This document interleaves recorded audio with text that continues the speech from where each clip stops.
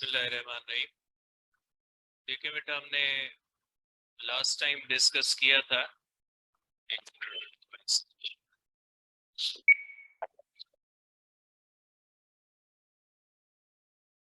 कि wave function क्या होता है। ये से हमने डिस्कस किया था y is a function of x and T. इसके बारे में बेटा हमने डिस्कस किया था। आज हम पढ़ेंगे बेटा प्रोग्रेसिव वेव के बारे में कि ये प्रोग्रेसिव वेव क्या होती है या प्रोग्रेसिव वेव किसको कहा जाता है बेटा। ठीक है, आज है हमारे पास बेटा प्रोग्रेसिव वेव। देखिए, प्रोग्रेसिव वेव का मकसद है ऐसी वेव जो एक जगह से ट्रेवल करके दूसरी जगह तक पहुंचे और अपने साथ एनर्जी और मोमेंटम दोनों को ट्रांसफर करे। तो ऐसी वेव के बारे में हम कहेंगे कि ये प्रोग्रेसिव वेव है बेटा। तो आप इसको इस तरह से कहेंगे बेटा कि wave which travels wave which travels from one medium from one place to another place and transfers energy। कोई भी ऐसी वेव जो एक जगह से दूसरी जगह तक ट्रेवल करे और अपने साथ एनर्जी भी लेके जाए, तो ऐसी वेव को हम कहते हैं प्रोग्रेसिव वेव। फॉर एग्जांपल, अगर मैं बात कर रहा हूं तो ये जो मेरी वेव है ये प्रोग्रेसिव वेव कहलाएगी, क्योंकि ये इस मीडियम के अंदर प्रोपगेट भी कर रही है और ये इस मीडियम के अंदर एनर्जी भी ट्रांसफर कर रही है। तो आप कहेंगे ऐसी वेव जो एक जगह से ट्रेवल करके दूसरी जगह तक पहुंचे और अपने साथ एनर्जी और मोमेंटम दोनों ट्रांसफर करे, तो ऐसी वेव को हम कहेंगे बेटा कि ये प्रोग्रेसिव वेव है बेटा। ठीक है, अब इस प्रोग्रेसिव वेव की पहली जो बात ये होती है कि बेटा कि when progressive wave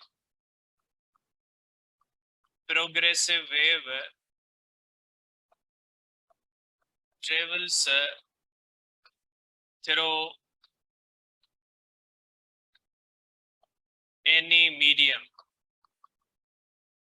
then particles of medium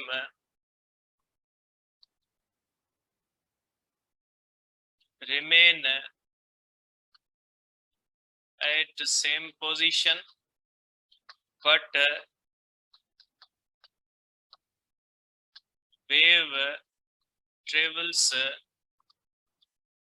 from capacity display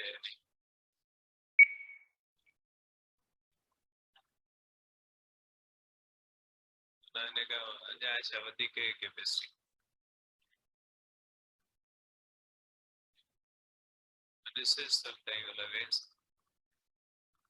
तो देखिए, आप कह सकते हैं कि जब ये वेव किसी भी मीडियम से ट्रेवल करती है तो ये ध्यान में रखिएगा कि मीडियम उसके साथ ट्रेवल नहीं करता।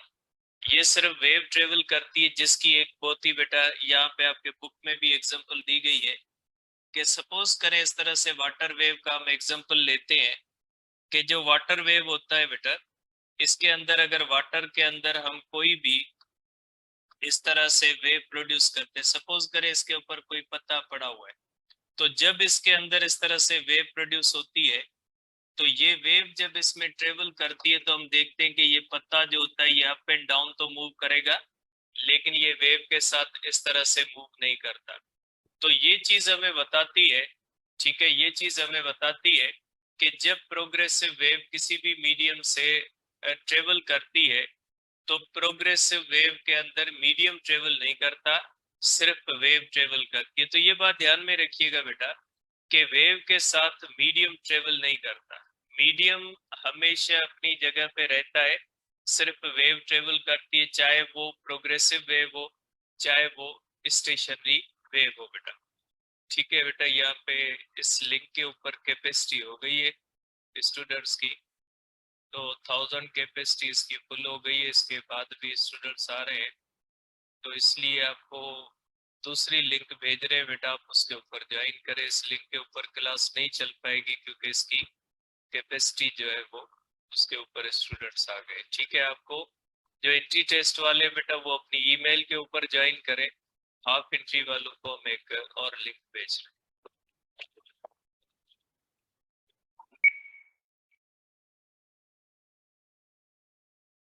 जाए और अपने साथ एनर्जी और मोमेंटम भी ट्रांसफर करे तो ऐसी वेव को हम कहते हैं प्रोग्रेसिव वेव बेटा। तो प्रोग्रेसिव वेव की डेफिनेशन क्या होती है बेटा? प्रोग्रेसिव वेव की डेफिनेशन ये होती है कि wave which travels from one place to another place, wave which travels from one place to another place बेटा।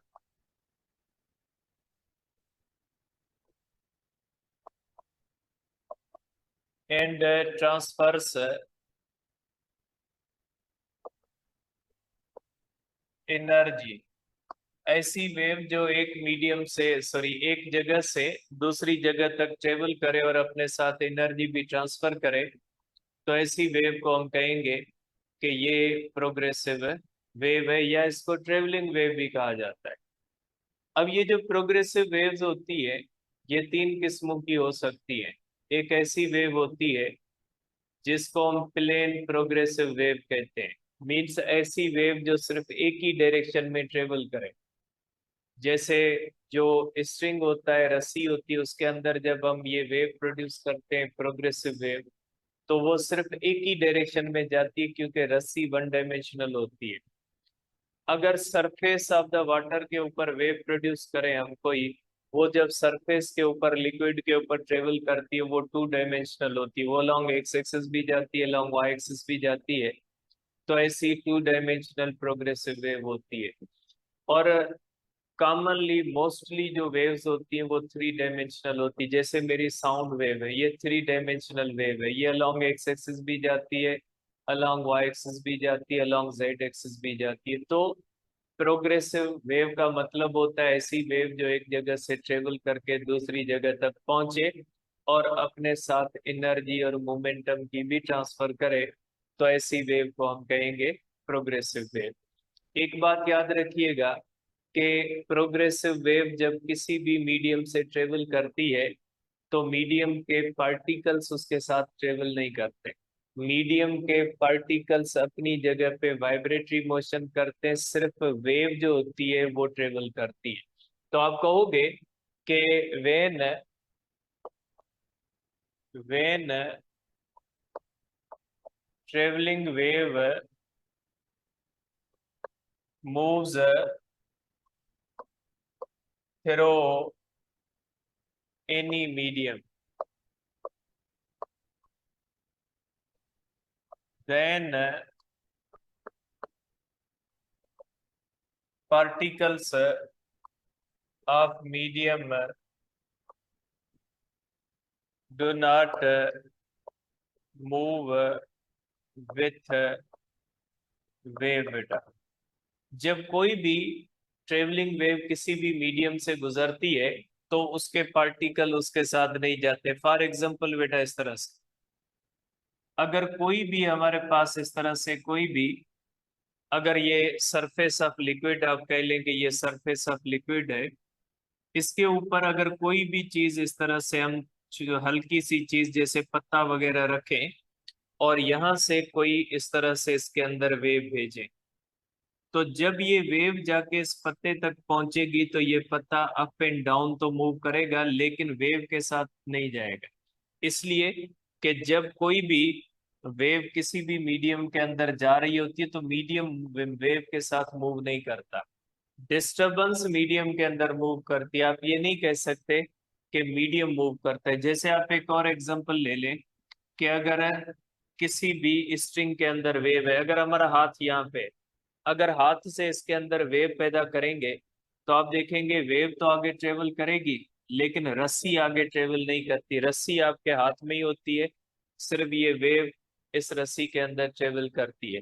तो आप कह सकते हैं कि ये जो वेव होती है, प्रोग्रेसिव वेव या ट्रेवलिंग वेव जो होती है, ये जब किसी भी मीडियम से गुजरती है तो मीडियम उसके साथ ट्रेवल नहीं करता।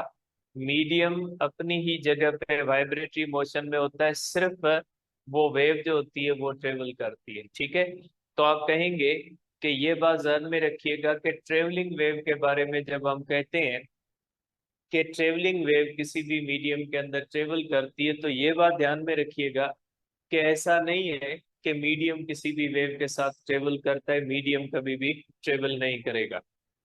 और दूसरी बात जो इसके अंदर दी गई है बेटा, दूसरी बात इसके अंदर दी गई है कि स्पीड ऑफ ट्रेवलिंग वेव बेटा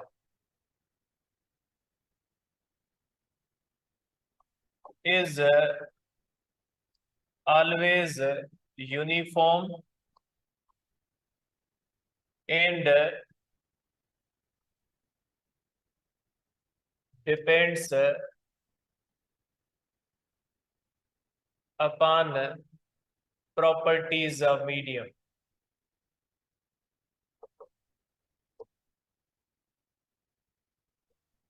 Speed does not depend upon frequency and wavelength बेटा। ठीक है, ये बात याद रखिएगा बेटा, किसी भी वेव की जो स्पीड होती है वो मीडियम की प्रॉपर्टीज पे डिपेंड करती है। अगर एक जैसी वेव्स हैं, जैसे फॉर एग्जांपल साउंड वेव है, अगर यहाँ पे इस रूम के अंदर मेरे साथ कोई और दूसरा बंदा भी बात कर रहा है, तो हम दोनों के लिए, हमारे दोनों साउंड्स के लिए ये मीडियम एयर ही है। इसका इसकी डेंसिटी हमारे लिए एक है, इसका टेम्परेचर हमारे लिए एक है, सारी कंडीशंस हम दोनों के लिए एक है। तो हम दोनों की जो आवाज होगी उसकी स्पीड सेम होगी। स्पीड इस बात पे डिपेंड नहीं करती कि साउंड की फ्रीक्वेंसी कौन सी है, साउंड की वेवलेंथ कौन सी है। जैसे अगर आप देखें तो सनलाइट को देख लें, सनलाइट के अंदर वो लाइट जिसको हम देख सकते हैं, उसके सिवा भी और बहुत सारी वेवलेंथ्स हैं, लेकिन वो वेवलेंथ जो हमारी आंख देख सकती है वो भी 400 नैनोमीटर से लेकर 700 नैनोमीटर तक, तकरीबन 300 वेवलेंथ्स होती हैं जिनको हम देख सकते हैं। हर वेवलेंथ अलग है, हर वेवलेंथ की फ्रीक्वेंसी अलग है, लेकिन सब की स्पीड जो होती है वो 3 × 10⁸ होती है। क्योंकि जब एक जैसी वेव्स एक ही मीडियम से ट्रेवल करती है तो सबकी स्पीड सेम, क्योंकि स्पीड फ्रीक्वेंसी और वेवलेंथ पे डिपेंड नहीं करती। स्पीड जो होती है वो डिपेंड करती है प्रॉपर्टीज ऑफ द मीडियम पे, कि मीडियम की कौन सी प्रॉपर्टीज है, उसका प्रेशर कौन सा है, उसकी डेंसिटी कौन सी है, उसका टेम्परेचर कौन सा है, वो इलास्टिक मीडियम है, वो लिक्विड है, वो सॉलिड है, उसकी गैसियस नेचर है। तो इस चीज पे डिपेंड करती है बेटा। ठीक है, तो याद रखिएगा कि, और दूसरी बात इसके अंदर के वेव कभी भी एक्सीलरेट नहीं करती। वेव की स्पीड चेंज होती है डिफरेंट मीडिया के अंदर, लेकिन अगर फॉर एग्जांपल यहाँ पे मुख्तलिफ साउंड्स हैं इस रूम के अंदर, तो उन सब साउंड्स की स्पीड यूनिफॉर्म होगी। वेव कभी भी एक्सीलरेट नहीं करती। वेव की स्पीड ज्यादा है कम है जो भी है वो यूनिफॉर्म ही रहती है, वेव एक्सीलरेट नहीं करती। ठीक है, ये बात ध्यान में रखिएगा। अब इसके बाद दूसरी होती है बेटा कि फ्रीक्वेंसी, फ्रीक्वेंसी ऑफ वेव के बारे में यहाँ पे कहा गया है बेटा। अब फ्रीक्वेंसी का मकसद क्या होता है बेटा? फ्रीक्वेंसी का मकसद होता है नंबर ऑफ वेव्स पर सेकंड। बेटा नंबर ऑफ वेव्स पर सेकंड, और इसका यूनिट जो होता है बेटा वो होता है हर्ट्ज, HZ। अगर एक सेकंड में किसी भी चीज से कितनी वेव्स निकलती हैं, सपोज करें कि अगर ये सोर्स है और इससे वेव्स निकल रही है बेटा। अगर 1 सेकंड के अंदर 2 वेव्स निकलती है इस तरह से, ठीक है। अगर इसका टाइम जो है वो आप कह लें कि ये 1 सेकंड है, और इसमें से नंबर ऑफ वेव्स अगर 2 है, तो हम कहेंगे फ्रीक्वेंसी इसकी 2 हर्ट्ज है, ठीक है। अगर एक सोर्स से 1 सेकंड के अंदर ज्यादा वेव्स निकल रही है बेटा, अगर इस तरह से जितनी फ्रीक्वेंसी ज्यादा होगी उतनी इसकी जो है वो वेव लेंथ कम होती जाएगी। सपोज करें टाइम वही 1 सेकंड है, और इसमें से नंबर ऑफ वेव्स अगर 4 है, तो हम कहेंगे इसकी फ्रीक्वेंसी कितनी है, 4 हर्ट्ज है, ठीक है। फ्रीक्वेंसी जो होती है बेटा, फ्रीक्वेंसी का मकसद है नंबर ऑफ वेव्स पर सेकंड, के 1 सेकंड से कितनी वेव्स बन रही है। यहाँ पे एक बात दी गई है कि वाइब्रेटर की बात की गई है बेटा। इलेक्ट्रॉनिक इलेक्ट्रॉनिक ओसिलेटर बेटा, इसकी बात की गई है। इलेक्ट्रॉनिक ओसिलेटर क्या होता है बेटा, ये आपके बुक के अंदर इलेक्ट्रॉनिक डिपर या इलेक्ट्रॉनिक ओसिलेटर जो है वो कहा गया। ये इस तरह से व्हील होता है बेटा। ये व्हील जब इस तरह से एक व्हील होता है बेटा, और उसके अंदर यहाँ पे एक रस्सी बंधी हुई होती है। जब ये इस तरह से रोटेट करता है तो ये इस तरह से रस्सी के अंदर वेव पैदा करता है, तो ये इलेक्ट्रॉनिक ओसिलेटर होता है। इसको हम घुमाते हैं, इसके अंदर रस्सी होती है, और यहाँ पे आप कहेंगे कि number of rotation is equal to frequency. ये जितनी 1 सेकंड के अंदर रोटेशन करेगा, एक रोटेशन से एक वेव बनेगी बेटा, ठीक है। तो आप कहोगे कि 1 रिवॉल्यूशन जो होगा, 1 रिवॉल्यूशन इक्विवेलेंट होगा 1 वेव के बराबर।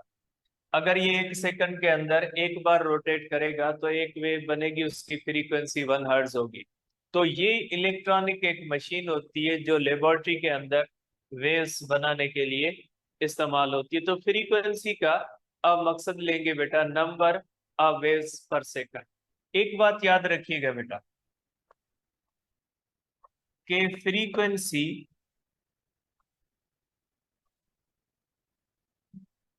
does not depend upon velocity and wavelength बेटा। वेलोसिटी और वेवलेंथ पे डिपेंड नहीं करती, फ्रीक्वेंसी डिपेंड करती है बेटा उस सोर्स पे जो सोर्स वेव प्रोड्यूस कर रहा है। देखिए बेटा, तो ये जिस तरह से स्पीड जो होती है ना बेटा, स्पीड मीडियम पे डिपेंड करती है, इसी तरह से फ्रीक्वेंसी सोर्स पे डिपेंड करती है कि जिस सोर्स से वेव्स आ रही है वो किस फ्रीक्वेंसी वाली वेव्स प्रोड्यूस कर रहा है। और फ्रीक्वेंसी जो होती है वो मीडियम पे भी डिपेंड नहीं करती, ठीक है। फ्रीक्वेंसी एक ऐसा फैक्टर होता है, फ्रीक्वेंसी मीडियम के चेंज होने से चेंज नहीं होती। फॉर एग्जांपल, मेरे साउंड की फ्रीक्वेंसी अगर 10 किलो हर्ट्ज है, तो ये एयर के अंदर भी 10 किलो हर्ट्ज होगी, और ये जो होगी ये सॉलिड के अंदर भी 10 किलो हर्ट्ज होगी, और लिक्विड के अंदर भी 10 किलो हर्ट्ज होगी। फ्रीक्वेंसी एक ऐसा फैक्टर होता है जो सोर्स से आता है, जो सोर्स उसको प्रोड्यूस कर रहा है। फ्रीक्वेंसी मीडियम पे डिपेंड नहीं करती, मीडियम की प्रॉपर्टीज पे डिपेंड नहीं करती। आप कहोगे कि फ्रीक्वेंसी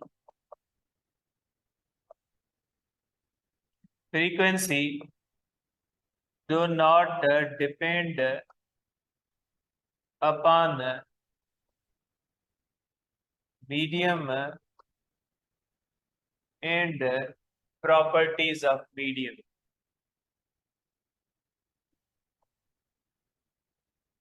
प्रॉपर्टीज ऑफ मीडियम पे डिपेंड नहीं करती, ठीक है। फ्रीक्वेंसी आल्सो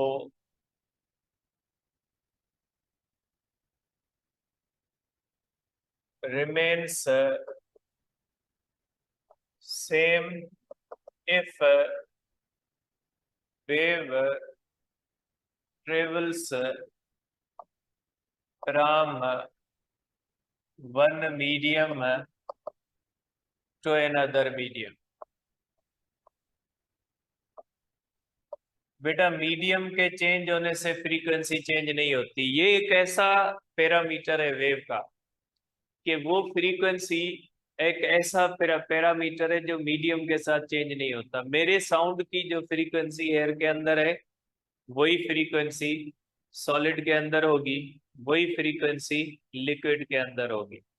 तो आप कहेंगे कि फ्रीक्वेंसी एक ऐसा पैरामीटर है जो मीडियम के साथ चेंज नहीं होता, मीडियम की पैरामीटर से चेंज नहीं होता, चाहे टेम्परेचर चेंज हो जाए, चाहे प्रेशर चेंज हो जाए, मीडियम को कुछ भी हो जाए, लेकिन फ्रीक्वेंसी चेंज नहीं होती। याद रखिएगा बेटा कि फ्रीक्वेंसी एक ऐसा पैरामीटर है, जबकि हमने पढ़ा है स्पीड एक ऐसा पैरामीटर है जो मीडियम पे डिपेंड करता है कि मीडियम के चेंज होने से स्पीड चेंज हो जाती है। मीडियम डिफरेंट मीडियम की प्रॉपर्टीज जैसे टेम्परेचर बढ़ने से स्पीड चेंज हो जाती है, और मीडियम की इलास्टिसिटी डिफरेंट है तो स्पीड चेंज हो जाती है, क्योंकि स्पीड एक ऐसा फैक्टर है जो मीडियम डिपेंडेंट है। फ्रीक्वेंसी एक ऐसा फैक्टर है जो मीडियम इंडिपेंडेंट होता है बेटा। ठीक है, अब दूसरी बात बेटा कि frequency does not change due to reflection of wave बेटा। कि फ्रीक्वेंसी एक ऐसा फैक्टर है जो रिफ्लेक्शन ऑफ वेव की वजह से चेंज नहीं होता। क्योंकि बेटा अब ये चीज ये यहाँ पे भी आप लिखेंगे बेटा कि ये जो स्पीड होती है ना, इसके बारे में भी आप लिखोगे कि speed does not changes due to reflection, but it changes due to refraction. बेटा स्पीड रिफ्रैक्शन के अंदर चेंज होती है, रिफ्लेक्शन के अंदर चेंज नहीं होती। ठीक है, अब क्योंकि बेटा रिफ्लेक्शन जो होती है ना, उसमें जिस मीडियम से वेव जा रही है रिफ्लेक्ट करके वापस उसी मीडियम में आती है, तो स्पीड तो डिपेंड ही करती है मीडियम की प्रॉपर्टीज पे। तो रिफ्लेक्शन से वेव मीडियम चेंज नहीं करती, इसलिए स्पीड जो होती है वो रिफ्लेक्शन से चेंज नहीं होती वेव की, जबकि रिफ्रैक्शन में होती है, क्योंकि रिफ्रैक्शन होती मीडियम के अंदर, डायफ्रैक्शन से नहीं होगी, इंटरफेरेंस से नहीं होगी, क्योंकि इंटरफेरेंस और डायफ्रैक्शन दोनों के अंदर मीडियम चेंज नहीं होता। जबकि जो रिफ्रैक्शन होती है उसके अंदर मीडियम चेंज होता है। जैसे एयर से अगर कोई भी वेव लिक्विड के अंदर जा रही है और अपने रास्ते से बैंड खाती है तो वो रिफ्रैक्शन, रिफ्रैक्शन के अंदर मीडियम चेंज होता है, speed of the wave change हो जाएगी। रिफ्लेक्शन के अंदर मीडियम चेंज नहीं होता, स्पीड चेंज नहीं होगी। डायफ्रैक्शन के अंदर मीडियम चेंज नहीं होता, स्पीड चेंज नहीं होगी। इंटरफेरेंस के अंदर मीडियम चेंज नहीं होता, स्पीड चेंज नहीं होगी। स्पीड जो होती है वो सिर्फ रिफ्रैक्शन के अंदर चेंज होती है, फ्रीक्वेंसी नहीं होगी बेटा। Frequency does not changes due to reflection. आप कह सकते हैं बेटा रिफ्लेक्शन, आप इसको कहेंगे रिफ्रैक्शन, डायफ्रैक्शन एंड इंटरफेरेंस। इनकी वजह से फ्रीक्वेंसी चेंज नहीं होती बेटा। ठीक है, अगर वेव जो होती है बेटा, ठीक है, जो आप ध्यान में रखिएगा कि इस तरह से फ्रीक्वेंसी जो होती है वो चेंज नहीं होती किसी भी वेव की। अगर वेव जो है वो रिफ्लेक्ट कर रही है, रिफ्रेक्ट कर रही है, क्योंकि भले मीडियम चेंज हो फ्रीक्वेंसी चेंज नहीं होती। ये वो पैरामीटर है जो चेंज नहीं होता, इसको चेंज करना पड़ता है किसी सोर्स से। बाकी ये जो एक्सटर्नल फैक्टर्स होते हैं फ्रीक्वेंसी को चेंज नहीं करते बेटा। ठीक है, उसके बाद है बेटा वेव लेंथ ऑफ, बेटा wave length of wave changes due to change in medium beta. ठीक है, if velocity of wave in any medium increases, then lambda also increases in same proportional. And if speed in any medium decreases, अब ये लिखने की जरूरत नहीं है, लेकिन क्या करें, यहाँ पे सोच तो है ही नहीं, जो लिखना है उसी के ऊपर डिपेंड करना है। जब मैंने लिख दिया कि इंक्रीज होने से इंक्रीज होगी, लॉजिकल बात है डिक्रीज से डिक्रीज होगी, जितनी इंक्रीज से इंक्रीज होगी डिक्रीज से डिक्रीज। लेकिन सर आपने इंक्रीज का तो लिखा, डिक्रीज का क्या होगा, लिख लेते हैं भाई डिक्रीज का भी। ठीक है, decreases then lambda also decreases, hence F remains same. बेटा ये मैंने एफ का रीजन भी लिख दिया। आपको पता है बेटा कि फ्रीक्वेंसी होती है we upon lambda.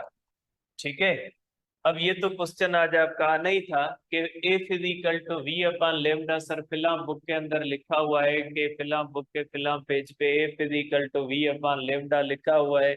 Means frequency के फार्मूले में वेलोसिटी और लेम्डा आती है, आपने कहा है कि उस पर डिपेंड नहीं करती। तो मैं ये बार बार आपको बात कहता हूं कि फार्मूले से डिपेंडेंस इंडिपेंडेंस नहीं आती, फार्मूले के अंदर रेशियो भी आ जाते हैं। जैसे ये आप कह लें वी अपान लेम्डा जो होता है फ्रीक्वेंसी के बराबर। अगर किसी मीडियम के अंदर वी बढ़ जाती है तो लेम्डा भी बढ़ जाती है, रेशियो क्या होता है, सेम होता है। अगर वेलोसिटी 1 है, लेम्डा 1 है, वेलोसिटी बढ़ के 2 हो गई तो लेम्डा बढ़ के 2 हो जाएगी। 2/2 भी 1 होता है, 1/1 भी। इसलिए फ्रीक्वेंसी मुख्तलिफ मीडिया के अंदर सेम होती है, लेकिन वेलोसिटी और वेवलेंथ दोनों मीडियम के चेंज होने से चेंज हो जाती है। अगर कोई भी वेव एक मीडियम से दूसरे मीडियम के अंदर जाती है तो उसकी फ्रीक्वेंसी सेम रहती है, वेवलेंथ जो होती है वो चेंज हो जाती है। इसलिए कभी भी रेशियो, कभी भी फार्मूले से डिपेंडेंस इंडिपेंडेंस नहीं बनाना। बहुत सारे ऐसे फार्मूले होते हैं जिनके अंदर ऐसे फैक्टर्स भी होते हैं जिन पे वो चीज डिपेंड नहीं करती। जैसे स्पीड ऑफ साउंड का फार्मूला है, उसके अंदर प्रेशर तो आता है लेकिन स्पीड ऑफ साउंड प्रेशर पे डिपेंड नहीं करती। ठीक है, तो ये बात ध्यान में रखें कि फार्मूले से डिपेंडेंस इंडिपेंडेंस नहीं बनती। तो इसलिए आप कुछ सोचें इस बात को, जो फार्मूले जैसे एफ इज इक्वल टू ए में एक्सीलेशन तो फोर्स पे डिपेंड करती है, लेकिन अगर उसी फार्मूले से मैं कहूं कि M is equal to F upon A, तो क्या आप कहोगे मास फोर्स पे और एक्सीलेशन पे डिपेंड करता है? मास रेशियो है फोर्स के और एक्सीलेशन के दरमियान, फोर्स बढ़ाओगे एक्सीलेशन बढ़ जाएगी, दोनों एक दूसरे के प्रोपोर्शन के अंदर बढ़ेंगे, मास रिमेन सेम। तो कुछ चीजें ऐसी होती हैं जहां से आप डिपेंडेंस इंडिपेंडेंस नहीं बना सकते। इसलिए अगर v इंक्रीज होगा, यहाँ पे अगर v इंक्रीज होगा तो लेम्डा भी इंक्रीज होगा, तो एफ रिमेन्स सेम। इसलिए मीडियम के चेंज होने से वी भी इंक्रीज होगा, लेम्डा भी इंक्रीज होगा, या वी भी डिक्रीज होगा, लेम्डा भी डिक्रीज होगा, फ्रीक्वेंसी रिमेन सेम। तो ये चीजें दी गई है आपके इस प्रोग्रेसिव वेव के टॉपिक के अंदर। आखिरी चीज जो दी गई है वो है टाइम पीरियड। अब वेव का टाइम पीरियड क्या होता है बेटा? टाइम पीरियड जिसको हम कहते हैं टी बेटा, टाइम पीरियड का मकसद होता है बेटा time required for a wave to travel distance equal to wave length of wave बेटा। किसी भी वेव के लिए उतना टाइम जिस टाइम में वो वेव अपनी वेवलेंथ के बराबर डिस्टेंस तय कर ले। सपोज करें अगर एक वेव है जिसकी वेवलेंथ, बेटा आपको पता है ये वेवलेंथ होती है, वेवलेंथ है 10 सेंटीमीटर। तो अगर ये डिस्टेंस 10 सेंटीमीटर तय करती है, उसका जो टाइम होगा वो टाइम पीरियड कहलाएगा। कोई भी वेव अपनी वेवलेंथ के बराबर अगर डिस्टेंस तय कर लेती है तो उसके बारे में हम कहेंगे कि ये उसका टाइम पीरियड है। ठीक है, तो ये बात ध्यान में रखिएगा बेटा कि टाइम पीरियड का मकसद है वो टाइम जिसमें कोई भी वेव अपनी वेवलेंथ के बराबर डिस्टेंस तय कर लेती है। अब इसको आप इस तरह भी कह लेते हैं, सपोज करें ये वेव है,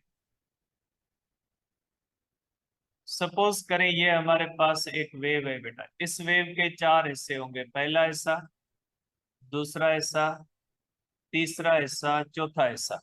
अब आप इसको इस तरह भी कह सकते हैं कि सपोज करें ये एक लाइन है,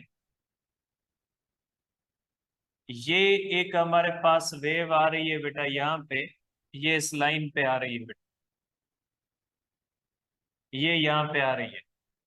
ये इस तरह से आप इसके 4 हिस्से कर दे बेटा, इस वेव के 4 हिस्से कर दे। अब वो टाइम जिसके अंदर इस वेव का 1/4 गुजर जाए बेटा, ये 1 हिस्सा गुजर गया है, इसको हम कहेंगे ये यहाँ से टाइम 0 है। 1/4 ऑफ टाइम के अंदर इसका चौथा हिस्सा गुजर जाता है। और आफ्टर हाफ टाइम बेटा, आधे टाइम के अंदर आधा हिस्सा गुजर जाता है, T/2। और 1/4 ऑफ टाइम के अंदर बेटा, ठीक है, 1/4 ऑफ टाइम के अंदर इस तरह से जो है वो इस तरह से गुजर जाता है बेटा, T = 3T/4 बेटा।